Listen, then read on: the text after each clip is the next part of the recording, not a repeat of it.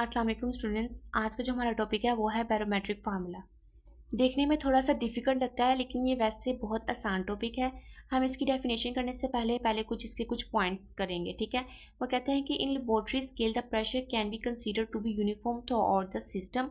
वो कहते हैं कि हमारे पास एक फॉर एग्जांपल हमारे पास एक कंटेनर है, ठीक है। उसमें जो हमारे पास जो प्रेशर होता है वो थ्रू आउट द सिस्टम, पूरे सिस्टम में हमारे पास कंसीडर किया जाता है यूनिफॉर्म यूनिफॉर्म होता है उसका प्रेशर, ठीक है। Gravity does not effect on gas molecules. Gas molecules के ऊपर जो ग्रेविटी है वो इफेक्ट नहीं करती, जो ग्रेविटेशनल फोर्स होती है वो इफेक्ट नहीं करती। In container are molecules have same pressure, जो उनका प्रेशर होता है वो सेम होता है। जो प्रेशर जो नीचे है गैस मालिक्यूल का वो जो प्रेशर है और जो ऊपर जो गैस मालिक्यूल है उसका जो प्रेशर है वो सेम है, ठीक है। अब जो सेकंड पॉइंट है वो कहते हैं कि this assumption is useful for small container और स्मॉल वेसल्स।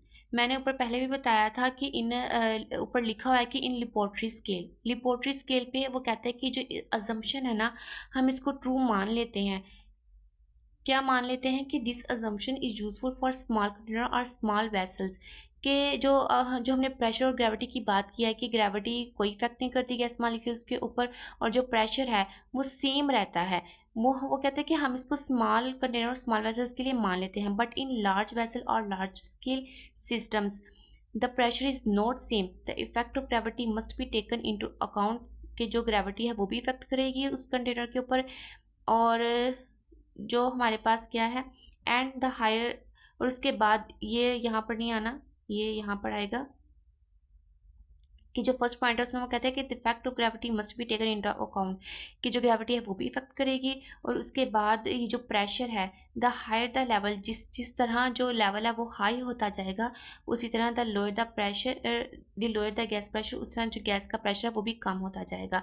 अब फॉर एग्जाम्पल एक हमारे पास ये है और अगर हम इधर बना लेते हैं,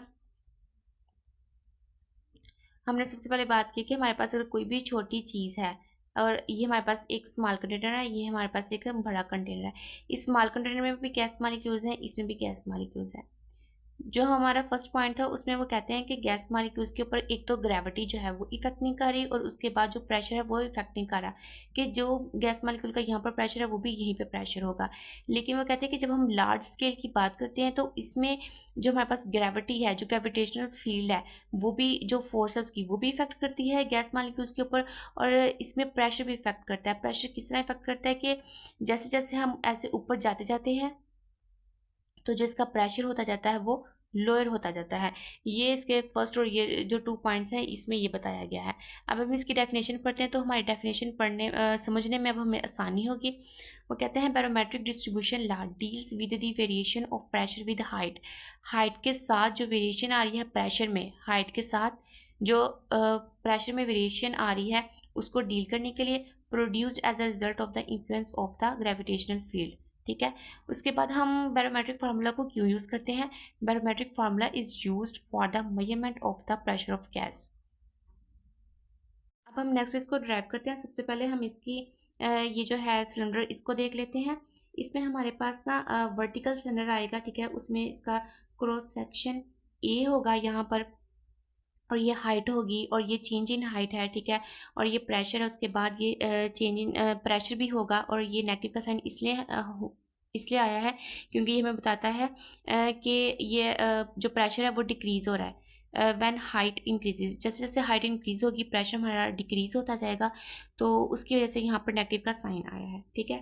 और इसमें वो कहते हैं कि हमारे पास ना सिलेंडर के अंदर इक्विलिब्रियम एग्जिस्ट होगी। इक्विलिब्रियम किस तरह एग्जिस्ट होगी, जैसे कि फॉर एग्जांपल ये गैस मॉलिक्यूल है, ठीक है। जैसे जैसे हाइट इंक्रीज होती है, ठीक है, हमारे पास प्रेशर चेंज होता है तो ये जो मॉलिक्यूल है ये ऊपर की तरफ को अपवर्ड की तरफ इसकी फोर्स होगी और एक हमारी फोर्स होगी ग्रेविटी की वजह से, ड्यू टू ग्रेविटेशनल फोर्स की वजह से वो इसको डाउनवर्ड नीचे की तरफ खींचेगा। तो एक हमारे पास एफ यू अपवर्ड फोर्स हो जाएगी और एक F D F downward force हो जाएगी, ठीक है। अब हम इसको करते हैं स्टार्ट। बुक पे इसको डायरेक्ट स्टार्ट किया हुआ है लेकिन मैंने इसको नहायत आसान तरीके से किया ताकि आपको एग्ज़ाम में भूले ना, ठीक है। तो P is equal to F over A, ये तो आपने बचपन से ही याद किया भाई, ये आपको याद ही होगा।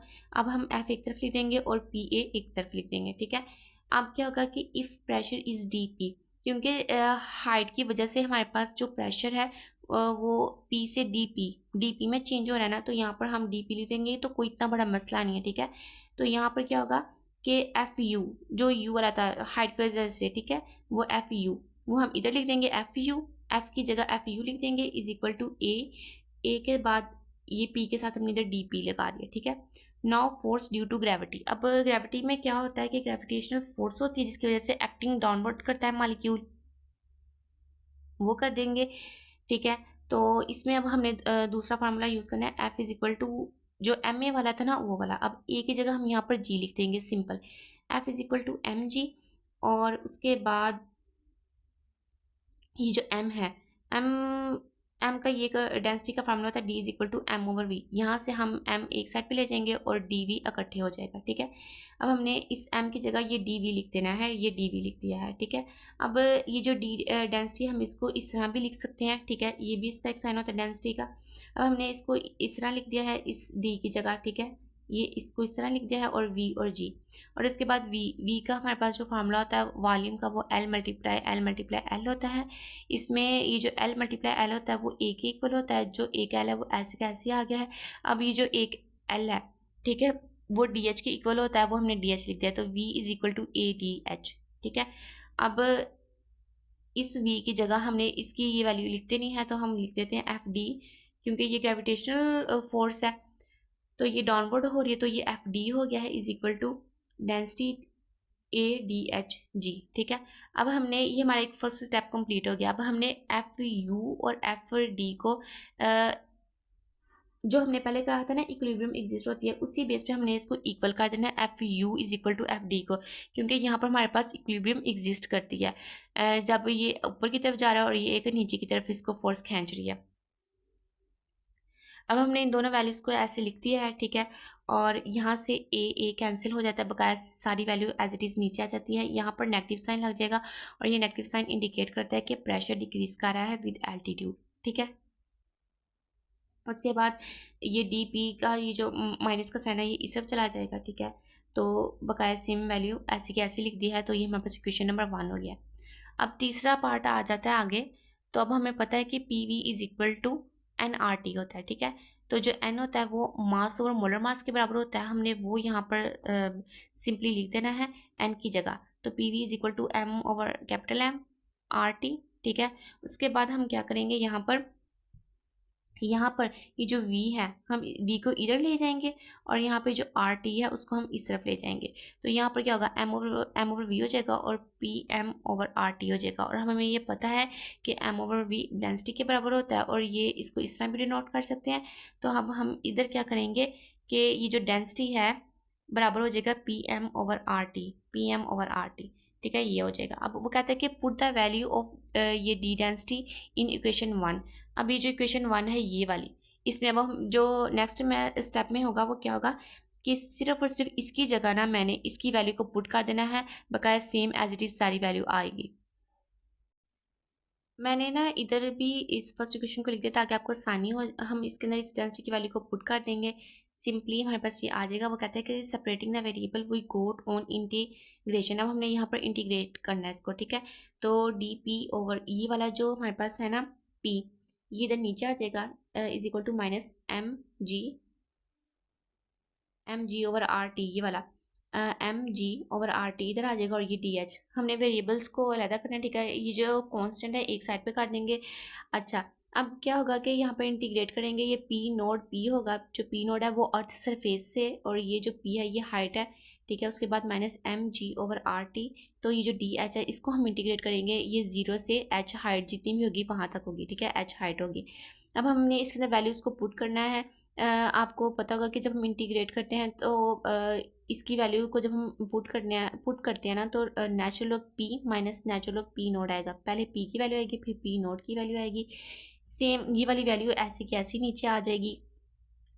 उसके बाद अब हमने इसके अंदर भी वैल्यू को पुट करना है, तो पहले यहाँ पर एच की वैल्यू आएगी फिर -0 आ जाएगी, ठीक है, ये वाली वैल्यू आ जाएगी। उसके बाद अब हमने पता है कि जब नेचुरल लॉग हो साथ में और नेगेटिव का साइन हो तो वो डिवाइड होता है, ठीक है। अब हम इसको डिवाइड कर देंगे natural log P over P note को, यहाँ पर अगर नेगेटिव का साइन हो तो वो डिवाइड हो जाता है, और अगर यहाँ पर प्लस का साइन हो तो वो हमारे पास मल्टीप्लाई होता है। ठीक है, ये आप लोगों ने याद रखना है। तो यहाँ पर नेगेटिव था तो यहाँ पर ये डिवाइड हो गया है, -mg/RT ऐसे कैसे, तो ये h भी साथ हमारे आ जाएगा सिंपल।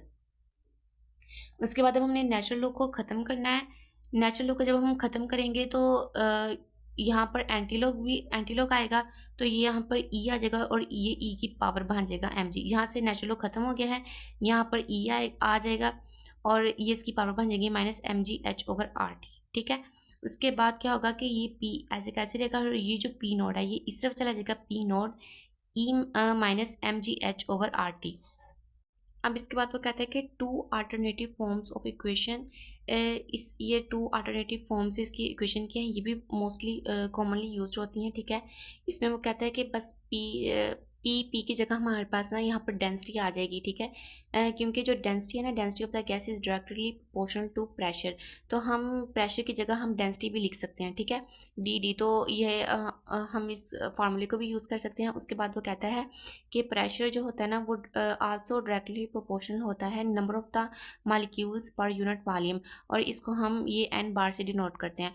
अब वो किस तरह होता है डायरेक्टली प्रोपोर्शनल, इसको भी इन्होंने सोल्व करके बताया कि जैसे P V is equal to N R T, और जो एन की जगह हम एन ओवर एन ए लिख देते हैं। ठीक है, और बकाया सेम एज इट इज़ आ जाएगा। उसके बाद पी, ये जो एन ए है इस तरफ चला जाएगा, और ये एन ओवर वी, ये एन के नीचे ये जो वी है ये इधर आ जाएगा, एन ओवर वी आ जाएगा, और ये जो एन ए है वो इधर चला जाएगा, इधर जो आ गया। ठीक है, आर टी। अब वो कहते हैं कि जो एन ओवर वी है ना वो बराबर होता है एन बार के। ठीक है, तो वो फिर क्या होता है, वो कहते हैं कि जो पी है वो बराबर तो हो गया ना एन बार के, तो इस तरह वो कहते हैं कि जो प्रेशर है वो डायरेक्टली प्रोपोर्शनल होता है number of molecules per unit volume के। तो इस तरह हम इसको एन बार से भी लिख सकते हैं कि N bar is equal to N bar naught E -mgh/RT। तो हम इसकी two alternative forms of equation इस तरह भी हो सकती हैं। यहाँ पर हमारा लेक्चर होता है कंप्लीट, और कमेंट्स में भी ज़रूर बताइएगा कि आपको लेक्चर कैसा लगा, आपको समझ आई है कि नहीं आई है। And thanks for watching.